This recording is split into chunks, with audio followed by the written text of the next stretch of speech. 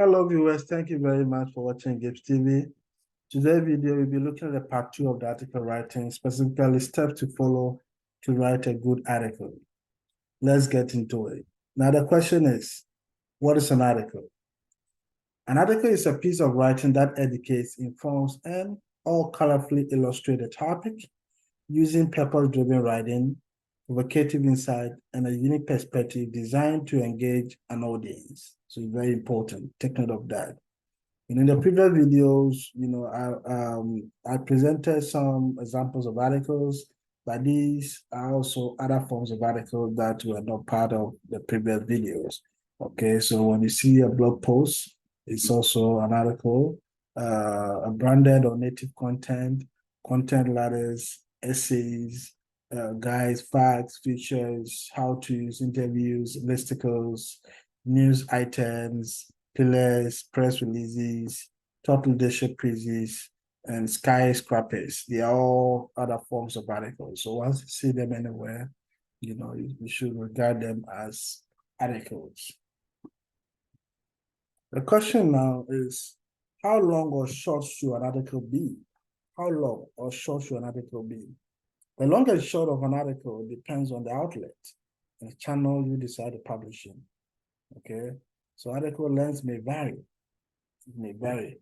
However, as with any writing, you should never write, one word several times. That will make the reading boring. So make sure that you don't repeat sentences. Yes, it's not a good practice. But a general guide to article length for short form, 500 words or less. For standard, 500 to 500 words. For long form, 500 to 3,500 words. Extra long form, 2,500 plus words. Sometimes with some journals, they require 12 to 20 pages, depending on the journal. So some journals have page limits, some do not. So always try to find out what the journal expects so that you do what they demands from you. So it's very important. Don't rush to submit anything to the journal without not researching the journal page to find out what they want. If not, you will increase your rejection rate, probability for your paper to be rejected. But always is a good idea to increase the acceptance rate by making sure that you follow their structure, and do what they want so that at least you may minimize a lot of criticism on your paper. Your 7 steps to follow to write an effective or good article. First is to select a topic or to write about. How to choose a topic. I have a video on that. Try to go to the Gibbs TV channel and find out how to choose a very good topic, a research topic. It all falls under the same discussion. Yes. Then 2 is to identify your target audience. You need to identify your readers. Very important. So once you're able to identify your reader, you know the tone, and the type of words to use, so that to bring clarity and understanding to them. If you want to reach a larger audience, make sure you avoid using jargons, big words or vocabularies. Use simple words that even a class 1 or maybe a 3rd grade, should be able to read. It's very important. It's not about bringing in big words that will make the article a good one. No, it's about the message. Can the readers understand what you want to communicate? Very important. So take note of that. The 3rd is to research facts that reinforce your story. You should have data for what you want to write about. You have literature, you have the information, you have all the stuff that you need to compose your, to create your entire article. Very important. All right, then next is to come up with an outline of the article.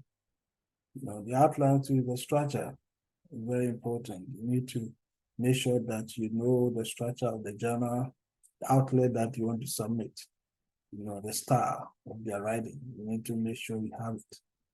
so that you follow. Very important.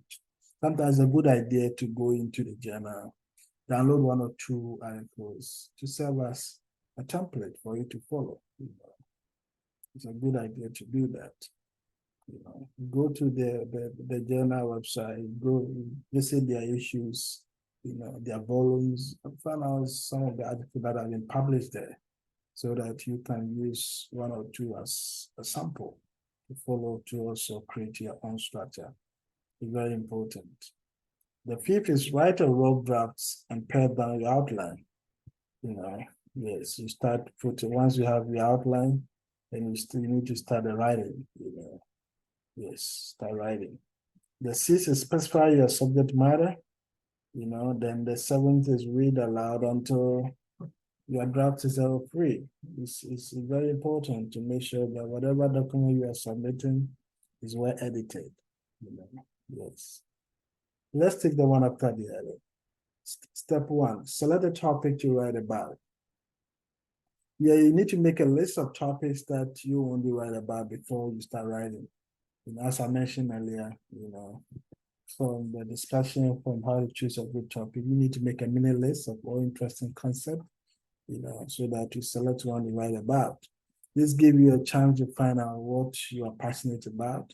And if you're writing an article for your company, if not for your own research, but maybe you want to write to promote the organization of the company, you need to brainstorm the ideas with the rest of your team, your co-workers, to see which topic can evoke interest from your potential customers. Or even specifically is a marketing research, then you need to make sure that, you consult your colleagues to also, get the ideas about what is the potential area to look into so that you can help your customers. So maybe you can have a brand, Yeah, you may need to communicate with your manager as well or executive team directly to get a better idea of the audience you are targeting, especially once you want to identify your target audience. It's also a good idea to communicate with your boss or your manager or the executive team to have a bigger picture about the target audience. However, it is recommended that you specify your articles as soon as possible, so you can begin writing and see if it is the direction you want to take. It's a good idea to always be focused and specify the direction that you want to take. It's very important. The next step is to identify your target audience, as mentioned earlier. You need to take the viewpoint of the reader, of the article to recognize the target audience that you are trying to reach. So sometimes those who are familiar with strategic planning, you hear of what they call the SWOT analysis. Consider the strengths, that is the X, the weakness, the W, the O are the opportunities, and the T is the threats. The SWOT analysis to see which audience fits the content of the article you are writing. This will help you to know the tone to use, the type of the choice of words, to select for this article is also very crucial. The next is research facts that reinforce your story. You need to make sure that you have all the information that you will use to create the article. Yes. So having the facts is essential to writing a powerful story that fascinates the reader. So you want to have a centralized area to keep all your facts. So you can assemble all the elements of your story in one place so that whenever you need them, you just go there and retrieve them. It is suitable to have a notebook where you can write down ideas quickly. It is easier and more appropriate for you to write notes digitally on your web processing document in a computer or smartphone.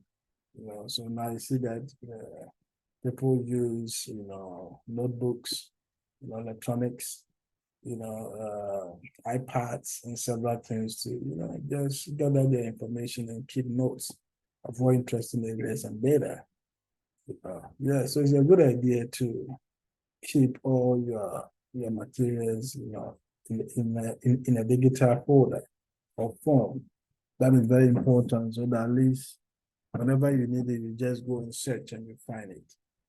Yeah, you can keep them on hard drives, but at least you keep them on sometimes John drives too. You just put them, say in the John drive or somewhere where the pen drives, yes. So you can keep them, can keep all those information on side drives. Yeah, so that serves as a feature search. Once you need them, you just retrieve the information from it. Very important. So you need to research the facts that reinforce your story. And some examples of areas that you can gather research from include statistics, Yeah. For instance, in your country, you can reach out to national statistics, in America, you can look at the Bureau of Statistics, and from your countries, there are all statistical services that national level that you can retrieve information from. So try to get fast from there. Quote from sources related to your topic you're writing about, too. You can get information, some specific definitions regarding the topics of the article from different scholars. Can get information, short stories related to what you want to write about. You can get, information fast from there to references related to the concept. Consult all these references to get some facts to support your argument. Local or national events that are also connected to what you want to write, consult that those areas or events. You can also get data or information from them. And resources that a user might find also helpful, that are also related to the concept you're writing about, will also be helpful and enable you to also gather some facts. So take note of all these concepts is very important. Once you want to research facts, that reinforces your story. Next is come up with an outline of your article. This is very crucial, because there are some journals, they will not ask you to give headings about major areas like introduction, like abstract. You just be writing, you just be using space lines. So try to visit the journal site to find out their structure, the outline, and how they want you to develop the article. Very, very important. There is no one size fits all for all journals, but there's a standard structure that every journal follows. And these are the proposed structure. If you look at the proposed outline here, every journal has a title, every research that you want to publish in a journal, has a title. The author's information, the abstracts have keywords, have introduction, you have literature, you have methodology or the method and materials, some data presentation, discussion session, you have conclusion, or sometimes policy implication, then references. All these are inevitable. You see them in almost every research article that have been published in a journal outlet. Very important. So your article should have a basic format before you begin writing. So you can spend more time on the content instead of the structure. Once you have the basic format, to enable you to spend more time on what goes into each session. Very important. Your resources can also aid you to come up with a format that is clear and understandable to the reader.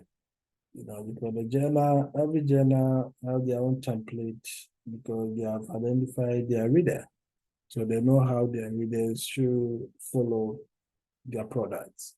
So make sure that, so it is a good idea to check with the journal. So make sure to check with the journal all the time, Since you may be writing to different journal, it's a good idea to check with the journal or the publishing house to find out about their respective outline or structure for you to follow.